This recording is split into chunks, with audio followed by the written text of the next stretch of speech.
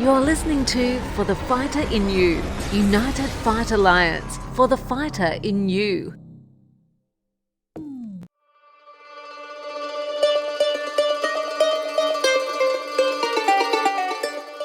Kris Gethin is an internationally renowned trainer, CEO of a hugely popular supplements brand called Caged Muscle, former editor-in-chief of bodybuilding.com, and the executive editor of Digital Muscle. He's been voted the world's #1 trainer twice and has been hired to coach some of the most celebrated names in Bollywood, including Hrithik Roshan, John Abraham, and Mahesh Babu for upcoming movies. He's the director of trainers for Physique Global. He's the co-founder of the gym franchise Kris Gethin Gyms and is the author of many books, including the bestseller Body by Design, The Adventures of Caged Muscle, and The Transformer, which released in January 2016. He's transformed millions of physiques through his popular video series shown on bodybuilding.com, including 12-week muscle building trainer and the intense 4 weeks to shred program. Kris, the problem is there's so much on you that I'm like, where do I go? There's a million different directions. You've lived all these different lives, but I want to make sure that I didn't leave anything in or out. Did I hit it all, or is there something we should make sure to add to your background before we start? I know that there was a few there, but that, I'd say that probably did take me up to 2016. I have released books since then. I've also competed in several Ironman triathlons, ultra marathons. I was doing natural bodybuilding prior to then. So I keep my stoke in the fire pretty much constantly, and there's always something evolving. I can't really excel at one thing, so collectively I think I can, so I keep putting them in there. Well, as we progress, I definitely want to talk about how you do so much volume of work, but let's start from the beginning. Always a great place to start. You are absolutely jacked, and I encourage the people at home who are listening to go and look at some pictures while we're talking with Kris. It's spelled with a K, and it's Gethin, Kris Gethin. Go check out some of his videos. He's absolutely yoked. How did you get into bodybuilding in the first place? Like, what was the genesis of starting this quest? It is like a lot of previous sports athletes, like, football players that get injured. I got injured out of motocross. I was racing motocross for like 12 years, and I had an accumulation of injuries, and it was a back injury that kind of put the nail in my coffin. And it was through rehab and resistance training that I got alleviated of a lot of the symptoms associated with those injuries. One of them was obviously a lot of pain, and two was depression, because I didn't have this adrenaline fix that had become part of my identity for so long. So that's how I got involved in it. I started reading more about it. I realized that I could retain the content around nutrition and training quite easily. So I went to college for several years, studied it, and that was my ticket out of Wales. That's the accent that you're hearing right now. And that took me around the world, and including the US, to where I'm residing right now. And you not just travel around the world, but you lived in so many different places, you've had so many different lives. You've lived like 7 lifetimes in this short life so far. One of the things that really stuck out for me when I was checking you out is your focus on the word transformation. You've been known as the go-to man for transformations. And when I was looking at, some of the testimonials and looking at some of your philosophy, I could tell that this isn't just about building muscle. I mean, obviously building muscle is one of the most important things you can do for a million different reasons, but it's not just about building muscle, is it? No, longevity and health span is definitely at the top of that list. What point your delts or your abs if your heart health isn't there? That's the priority. And especially in this day and age where we're having less sleep, we're exposed to more artificial light that's keeping us up later at night. The one thing that I focus on with the majority of people is not, they come to me like, I want to transform. Well, I have to transform their mental state first, the way that they think, their relationship with food, and burning the candle with both ends, because in this entrepreneurship age, we have people saying you must work harder, more diligent, stay up later, when that's not the answer. It's being very efficient. And So the first thing that I do with my clients is like, hey, let's get you to bed earlier. Let's track your sleep. Let's make sure that you're hydrated, and that you have a cold shower on the days that you don't want to have a cold shower, because you have to practice discipline over motivation. And those little steps then will transfer into larger steps further down the line. And then we can look at muscle building or fat loss or whatever the superficial aspect is that kind of feeds their need. I love what you just said, discipline over motivation. I love that. That's, you do takeaways. That's going to be one of my takeaways, because as I'm trying to work on my, doing 5 to 10 uncomfortable things every day, regardless of whether I want to or not, that has nothing to do with it. Most of the time I don't want to. So I love that discipline over motivation, because if you're waiting for the motivation, it may never come. Yeah, and if you've got the motivation, you may wake up tomorrow because your spouse has split up with you, or you've got an injury, or you feel ill, or you're emotionally charged, and that motivation is gone. Where if you rely on, like you said, doing the things that you don't want to do, that discipline kicks in. That's automatic then. And the unfortunate thing is everybody wants to do what they feel like doing. Well, that's what's getting us sicker. That's what's allowing us to die earlier ages with complications. So we have to get used to doing the things that we don't want to do, much like I said, your cold showers, your ice baths, waking up early and going to bed early. A lot of people don't want to do that, but you have to. Just popped into my head, Kris. How do you maintain the ability to keep that vision in your head? Because I think for most of it's a visual. Well, for me, it's visual. I don't know if it's visual for you, but you at some point must have had a vision of yourself as being very muscular and cut and looking really good. And also, frankly, and we'll talk about this, getting wealthy based on taking those same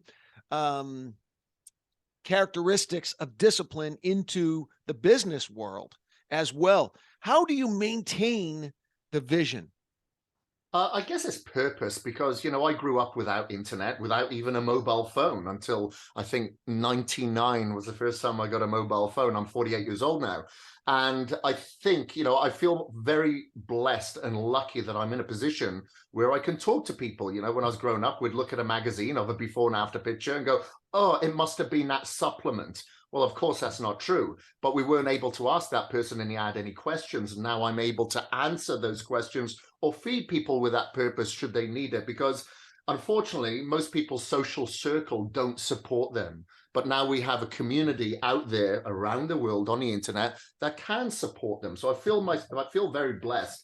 And of course, living a disciplined structure of health, of nutrition, working towards bodybuilding, or even if it was mountain biking, I raced before, or Ironman, that has a transference effect into other areas of life, including my finances, because I'm more structured with my finances now. What goes out, what comes in. I have different pockets of different savings and different investments elsewhere, because I've become so disciplined and structured in my lifestyle. I'm disciplined and structured with everything else. However, there is a caveat to that. I need to ensure that that doesn't have a transcendence effect into my personal life with my wife, for instance, because with my clients, it's a no compromises attitude that I have.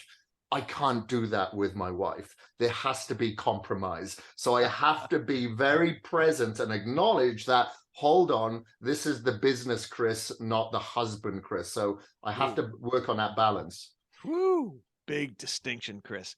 Yeah, it's that classic. Yeah, take that, all or nothing approach to your wife, and let me know how that works out for you. It wouldn't work out. I relate, brother. I relate to that one big time.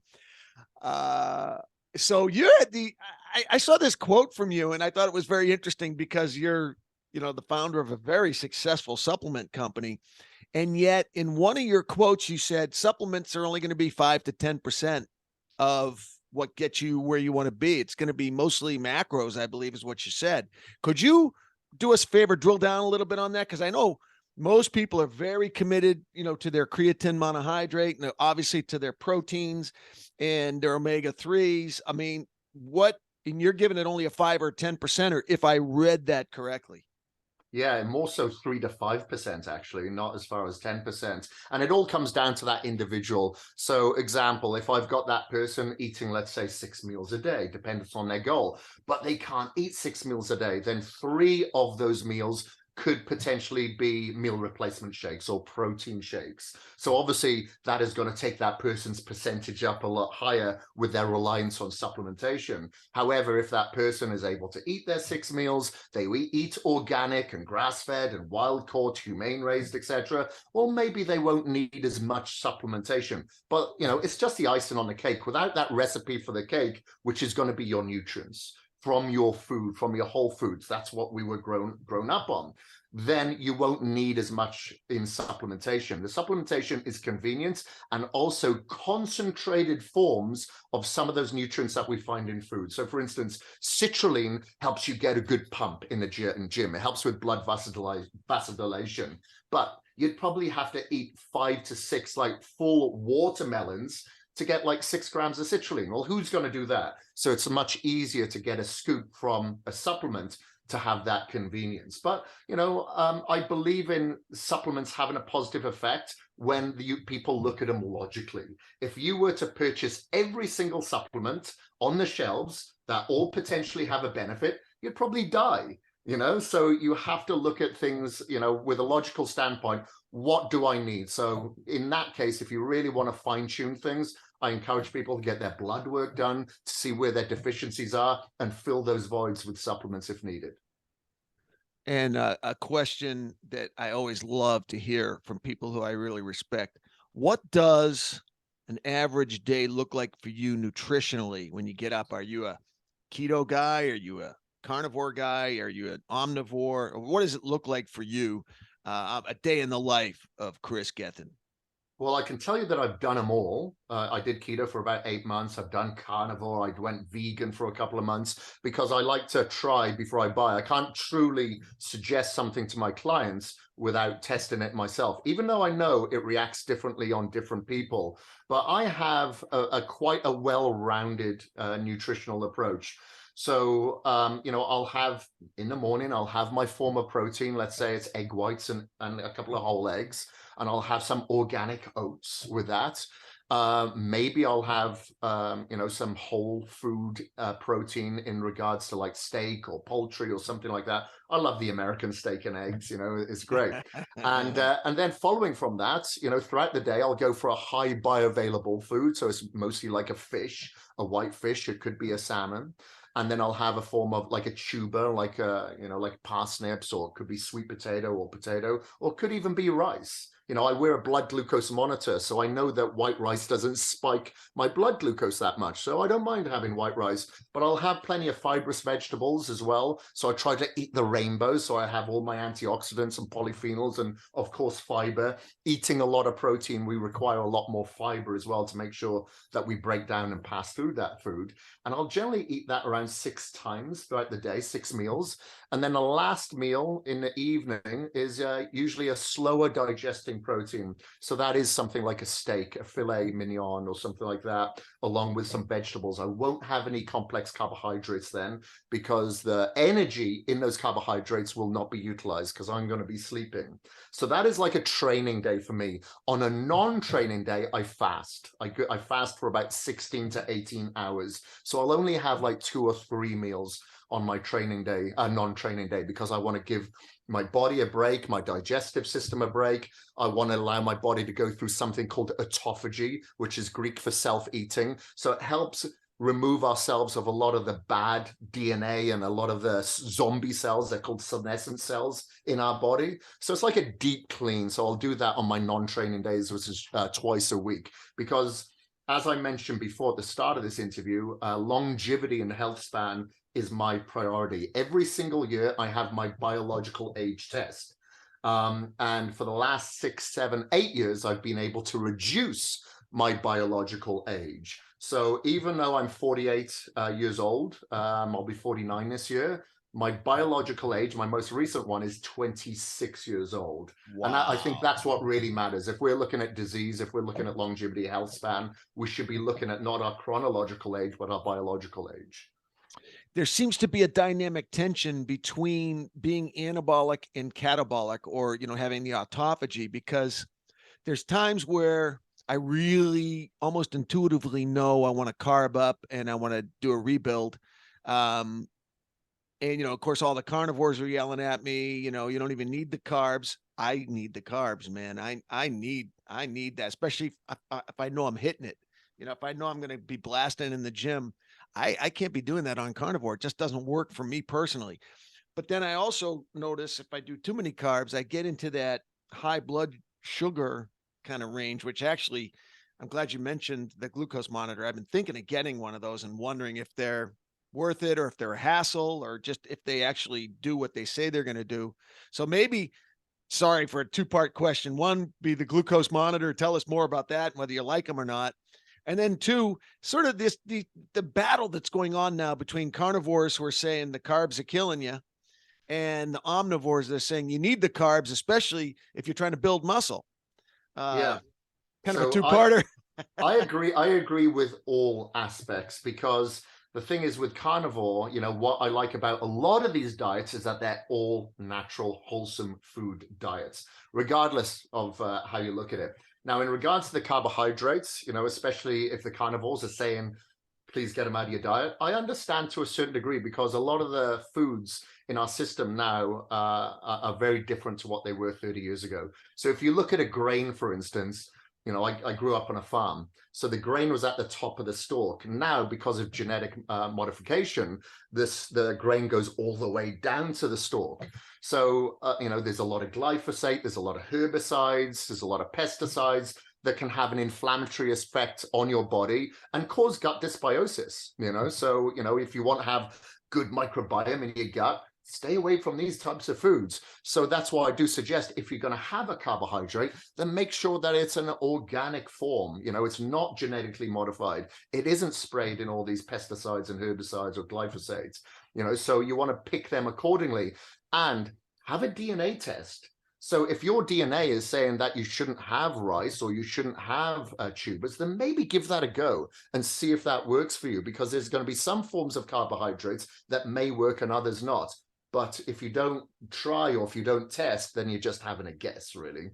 Now, when it comes to and the thing is, what I like about the carnivore diet is that a lot of people usually eat nose to tail. So they'll have some form of liver or heart or kidney or something like that, where they're getting a lot more collagen. They're getting a lot more glycine. Now, if you have too much methionine in your diet, which you're going to get from muscle meat, chicken, breast or steak or anything like that, that can lead to the onset of early aging, because you don't have enough glycine in your diet. So sure, you could supplement with glycine, or you could actually have collagen, you could have bone marrow, you could have liver, you can have organs every now and again. You don't have to have them all the time, maybe once or twice a week. So that can really help. So I usually eat, some organs a couple of times a week, because that helps with that ratio.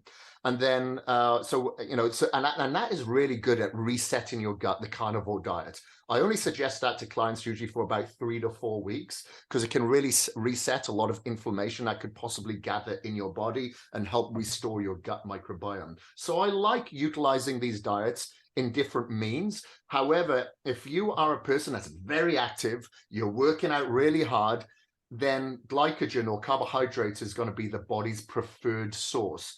Now, people usually get these mixed up, because if people have too many carbohydrates, like you mentioned before, sometimes they get brain fog, they feel lethargic, the body's just trying to break it down. Then I'd suggest maybe removing out of your diet and then introducing it very slowly. Maybe not the right, the same amount. I've noticed if I go on a keto diet, I feel great from a cognitive standpoint, really, really good. But physically, I'm not responding. So you need to find that halfway balance. Maybe have some fats in your diet and some carbohydrates, but separate them. So you're either having a fat fuel source or a carbohydrate fuel source in your meals. Don't combine them both. You're not going to find that in nature. You're not going to find a strawberry mixed with an avocado. People usually eat carbohydrates in nature or a fat, not together. Hey, if you guys are trying to fix your health as much as I am, you might want to take a look at Viome. That's Viome. I've been very impressed with their precision and with their efficiency. I took the tests about 8 months ago. It's made a huge difference. It gave me a complete list of what my superfoods were, what my enjoy foods were, avoid foods, and minimize foods, all based on my personal biochemistry. But more than just a precision nutrition company, they're on a mission to prevent and reverse chronic disease by digitizing and decoding each individual's biology, starting at the gut microbiome. Looking for the root of chronic diseases, science has found a link in the dynamic ecosystem of microbes that live within the gut. They have an amazing list of tests. I couldn't believe it. Saliva test, stool test, blood test.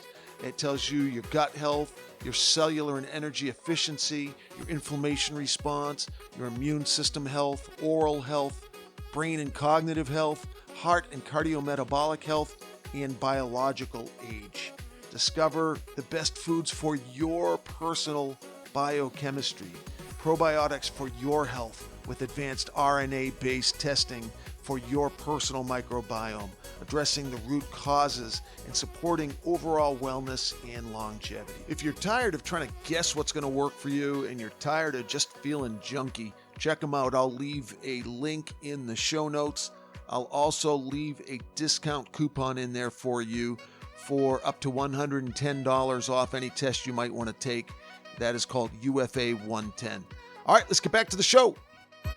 Yeah, that's like a deadly combo, right? They say like the fructose by itself, okay, fat by itself, okay, but when you combine the fat and the fructose, that's when it becomes dangerous. Yeah, the body will only utilize one fuel source, and it'll store the other. So choose one or the other. And then the glucose monitor, Kris, you wear one. Is it like a needle inside your body, or does it read the skin? How does it work? Yeah, I've got one on right now. I've got a long sleeve top on, so you can't really see it. So yes, a needle in the skin, very thin. You don't even feel it going in. It just punches in, and it's in there 24/7. And that is measuring my glucose in real time. So I can pull up my app on my phone and see exactly where my glucose is now following my meal. You know, if I have an ice bath in the morning, which I do every morning while I'm at home, then I notice that my blood sugar levels are much more stable. So I'm going to start the day off with an ice bath, you know, and I know if I have a carbohydrate by itself, I usually have a massive spike. Now, if I combine some protein with it, it slows it down. So that's the combo. That's why I always tell people, unless you have protein in that meal, don't count it as a meal. It doesn't have to be a huge amount. It's all going to be dependent on that person's size and activity levels, but always have a form of protein in you with your meals. It will really help with your blood sugar stability and insulin sensitivity, which we want. Yeah, I really can't overstress how important that is. That's why I'm thinking so seriously of doing it, because you get to become your own detective, your own doctor, and get to see your glucose whenever you want to see it, utilizing the app. And that's really the whole ball of wax is blood sugar, right? That's what's doing us in. The diabetes, the cancer, the brain debilitation. Oh, that's like blood sugar. Sure. It's poison, man. Yeah, and you know, that's where diabetes has come in. You know, people are, you know, dealing with obesity, but diabetes as well, because it's overload in sugar or processed foods and vegetable oils and loads of sugar. And that's, you know, we see that in other cultures as well. That has been, you know, that has that, you know, the westernized influence that never used to have that. So in the south of India, it used to be regarded as like a blue zone, meaning people live to over 100 years old in very good health. You have it in Okinawa, you have it in Sardinia. There's one in, there's a pocket in Costa Rica as well. And Yorba Linda is actually one in California, of all places. And South India used to be that. But now with the introduction of more sugars, more carbohydrates by itself, bleached flour, it's no longer the case. It's actually the opposite. I believe India is now on par, if not ahead of the US now in regards to diabetes because of this. Wow. Yeah, so I going back to the glucose monitor, I encourage people, look, wear one. You may only want to wear one for 6 months, if that, just to see how your body reacts to certain foods. And then, you know, you never have to wear one again. I wear one quite often because on my social platforms, I'll do like, you know, I'll be overseas, so it could be UK foods exposed or American foods exposed. And these are what are deemed as healthy foods that I will test. I'm not going to go out and just have, fast food, but I'll test what is deemed as healthy, and I'll let you know from a blood sugar response if it's healthy or not. Me being active, me having quite a bit of muscle on my frame and being insulin sensitive, if it has a bad reaction on me, it's probably going to have a worse reaction on the majority of the population. So I put that out there to educate people. If this cereal is marketed as healthy, or if this protein bar is marketed as healthy, hey, let me test it. I'll put my health on the line and tell you the results. It seems to me that these blue zones you mentioned, Kris, all have one thing in common, and that kind of creates a dichotomy for me. And I was going to see if you could perhaps shed some light on it. So these blue zones seem to be kind of come from the Walter Longo school of thought, where less calories, longer life, and yet you and I both know building muscle is anti-aging, which is more calories. So have you thought about that dichotomy? It seems to be a paradox, just at least on the face of it. Yeah, for sure. So if you look at Dr. Walter Longo's, he has low calories. He doesn't completely fast. He'll fast, but then you have people like Dr. Jason Fung or Dr. Sachin Panda, where it's like, you can't even have a cup of tea because that's going to break your fast. So, look, whatever way that you want to follow, that's absolutely fine. But a lot of these blue zones will eat a lot of vegetables, a lot of salads. They'll have carbohydrates. They'll have protein as well, maybe a fish, Okinawa, for instance. But they are all very active. Yeah, maybe they won't have breakfast, but they'll get together and have lunch, and they'll have a big dinner, but usually surrounded by family, by friends, which is one thing that we miss now in today's society. We're all too busy to spend time with our family and friends and sit down at the dinner table. And that's one thing that they've noticed with all these blue zones, is that they are very community and family orientated. And, that's probably the biohack that I don't really follow as much as I should.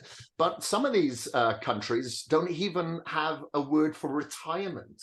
They don't know of the term, and they follow the people in Okinawa. A lot of them sit on the floor, and they've measured, how many times, let's say, somebody who's 101 years old is standing and sitting on average around 60 times per day. That's a resistance training. So we know through grip strength, through squat strength, there is a close association with longevity. You're going to create more bone density, better blood flow, better heart health. So that's why I do encourage everybody. Look, you may not want to be a bodybuilder, you may not want to be a power builder, but at least do some form of resistance training, even if it is body weight exercise, because you always hear of somebody in their 80s or 90s, they break a hip and then several months later they've passed away. That's the unfortunate reality. So, do whatever you can to stay, keep in movement and create that bone density. Yeah, I tell people, obviously try to avoid the hospital if you can, but if you do have to go in, do not let them give you a walker or crutches or wheelchair. That's the beginning of the end. Get off that. They'll say no thanks, and stumble and limp your way out of that hospital, right? But make those quads and glutes limp you out of there. 100%. Like I know with my grandmother, my one auntie, she would want to take care of her, but my mother would be like, no, let her do the shopping by herself, let her do the walking, everything. And she lived a very, very long life, and I think there's something to be said for that, because if you are static, if you're not doing anything, it's like the universe says, okay, this person's not reproducing anymore. They don't have purpose. We may as well just get rid of them. So I think it's very important, when a lot of people retire, have a hobby, have something that is going to give you that purpose and stay active. Absolutely. Yeah. That use it or lose it. It's an old adage, but it's so true. That, the body's like, oh, you're still trying to catch deer. All right, here's some more growth hormone, blast those legs. And if anyone knows how to blast legs, bro, I saw the video of you trying to go up and down a set of stairs after you had done your legs. Yeah, that's happened. It's one of the funniest videos I've ever seen. You guys got to track this video down. It's Kris trying to go up and down stairs after a leg day. And I'm like, oh my God, I thought I worked my legs. I am an amoeba compared to you on the legs, man. Yeah, I think that was when we were on holiday. We were in Wales, and we, a lot of the hotels in, these smaller coastal towns, they don't have elevators, and I had to lug the luggage up and down, and it was a struggle. And believe me, I questioned myself. I'm like, why do you do this to yourself? I have no idea, but I guess there's some sort of satisfaction that comes with that pain pleasure Yes. association. You know, Yes. it's like, Yes. there's you create friendships sometimes in suffering as well. And I think that's why when I do Ironman events, there's such a close community because you're all suffering together, but then you feel the success together as well. Yes. Yeah, that whole thing of it took me a while to figure it out, but that thing of try to be uncomfortable 5 to 10 times a day, whatever that is, I'm looking for it. I'm looking for what hurts. Yeah. And it's making me high. It's a weird kind of it's again another paradox. It's counterintuitive, but do the thing that sucks. And all of a sudden my happiness starts going up. It's the weirdest kind of thing. Yeah, I think again it comes back down to providing purpose for the human psyche and the universe surrounding it. We feel good in that. We may not feel good at that particular time, but we certainly feel good once we've got that adrenaline or dopamine fix from it. And let's look back of what's happened over the last 10, 20 years. We've got DoorDash, we can order from Amazon. We don't have to leave the house because everything is at a touch of a button. We can binge watch Netflix. Unfortunately, though, we're becoming sicker.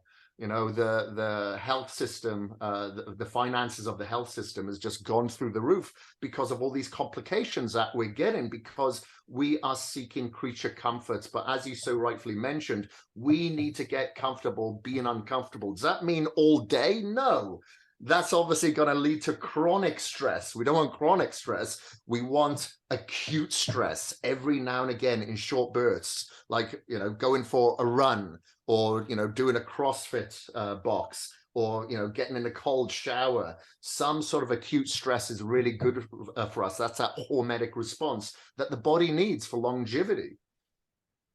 Kris, I promised I'd get you out in under an hour because your beautiful bride is having her wisdom teeth pulled as we speak.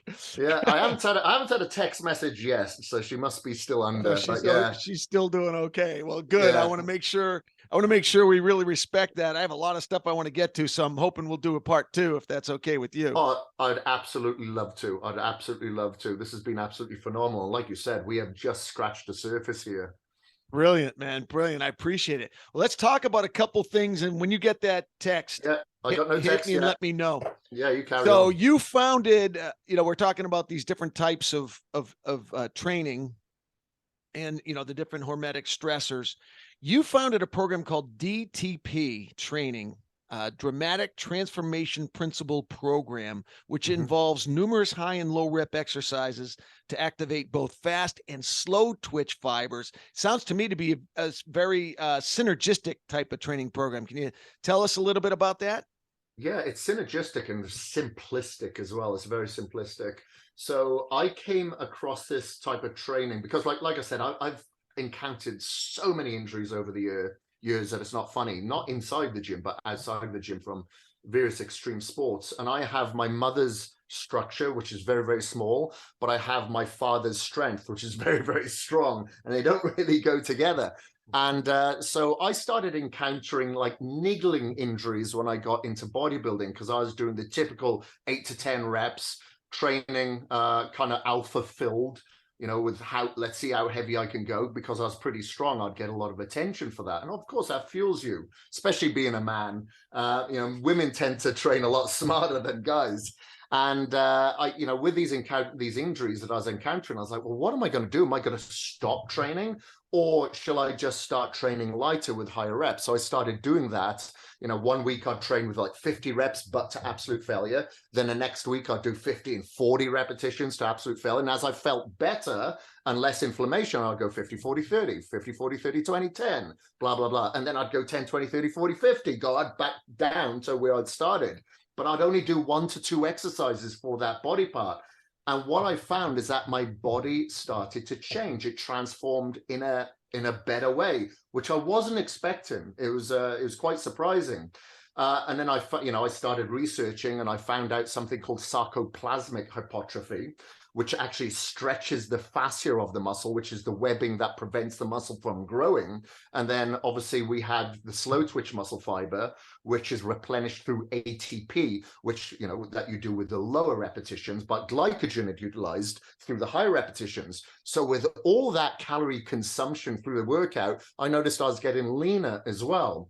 So then I started implementing that with some of my clients and a couple of professional athletes to see how it worked for them. And I was getting the same results with them. And it's very simplistic. So let's say, you know, I was in Anaheim over the weekend and I was in a hotel gym. There wasn't much there. So I thought, okay, I'm going to pick up the barbell and I'm going to do 10 sets with this barbell for biceps, you know, and I started off 50 reps, 40 reps, 30 reps, 20 reps, 10, and then 10, 20, 30, 40, 50. And that's it. I'm done. You know, but it is disgustingly painful. You know, it hurts, especially when you're reaching failure at 40 and 50 repetitions, you know. And I noticed that less people are getting injured because of it. Because if you're training 40, 50 reps to begin with, you're getting a lot of synovial fluid into the joints, a lot of blood into the connective tissue, such as your tendons and ligaments. So less injuries, better results. You know, what could be wrong with it? So that's something that I've implemented, but I don't do it constantly because it puts such a strain on your central nervous system. So I'll cycle it. I'll do it for like 4 weeks and then I'll back off for some weeks and then implement it. Or maybe I'll just do it 2 or 3 times a week, intertwined with other types of training principles. Yeah, I think you had a great keyword in that passage, in that cycle. It's almost like keep changing things, right? Mm-hmm. Like do a whole system of change with change within change. And that's a whole system. And then change doing the system of changes. Yeah. And it almost seems to be that confusion principle of keeping the body confused. So it doesn't say, okay, this is what we need to do. Okay, now we're going to get here. Now we're not going to have any more growth because now we know what we need to do. No. I want to keep growing. No, I appreciate the fact that you're trying to, you know, save the energy and you're trying to keep me alive out on the prairie and you don't want me to get too big, but it's not a survival thing for me. I want to get me talking to my body, you know? Yeah. 100%. In my sport in MMA, we see these big dudes come in and I got keep my eye on the clock. I got 2 minutes on this. In MMA, we see a big jack guy come in and that's actually a disadvantage because his body mass is not as efficient as the other guy who weighs 205 but isn't jacked, right? He's a legit, like there was the legit heavyweights like Riddick Bowe who would fight Evander Holyfield, who was a jacked up heavyweight. Evander Holyfield's really a 205er, so his strength was different. Riddick Bowe was just, you know, mango strength, you know what I mean? Yeah. So, but we're fortunate. We don't have to fight if we don't want to. We don't have to kill the deer. So we can keep on putting on mass if we want to look great. Yeah, 100%. And it's all the efficiency to that muscle as well. You know, you'd have someone like of course, I'm from Wales. I'm going to mention Joe Calzaghe. Okay, he never really had knockout power, but that consistent evolution of pressure, power would just overcome so many people. And when it comes to the like you said, like the strength, the efficiency has to be there, and know when to back off and when to go again, because the body is so much smarter than we are sometimes, and it wants to do whatever it can, like you said, to slow down, to plateau, to say, okay, enough is enough. But you have to shock the system and confuse that principle, as you mentioned, in order for it to break those plateaus and keep growing. If you want to get one-on-one online coaching from Kris Gethin, who has been voted the world's #1 transformational expert twice, you can go online right now to krisgethin.com. That Kris is spelled with a K. It's KrisGethin.com. And I'll, of course, put a hyperlink into the show notes. A huge thank you to you, Kris. Okay, thank you. Bye-bye. Right, cheers. You're listening to For the Fighter in You, United Fight Alliance, for the fighter in you. Listen to us on Apple Podcasts, Google Podcasts, Podbean, Spotify, and Amazon Music. Watch us on NBC Sports Network, CW and ABC, and the United Fight Alliance YouTube channel. United Fight Alliance. United we fight. The information including but not limited to text, graphics, audio, images, and video contained in For the Fighter in You is for informational purposes only. No material on our show is intended to be a substitute for professional medical advice, diagnosis, or treatment. Always seek the advice of your physician or other qualified healthcare provider with any questions you may have regarding a medical condition or treatment.